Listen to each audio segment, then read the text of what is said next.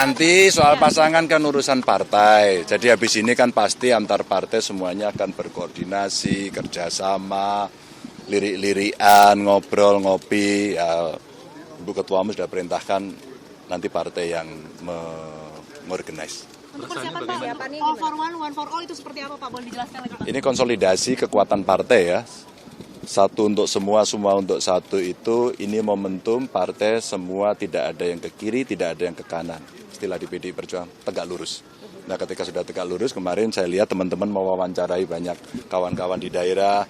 DPD siap, tegak lurus, DPC siap, PAC, ranting, satgas semuanya. Dan saya mendapatkan ini baru 4.600-an WA-nya.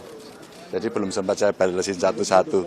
Tapi ya mudah-mudahan mohon doanya. Kalau koalisi besar bagaimana Pak? Kenapa? Koalisi besar. Nanti itu sama partai, tahapannya satu-satu dulu. Ya. Maaf lahir batin ya semuanya ya. Sehat-sehat semuanya ya. Ya.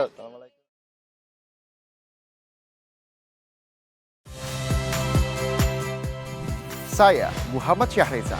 Saksikan program-program Kompas TV melalui siaran digital, pay TV, dan media streaming lainnya. Kompas TV, independen, terpercaya.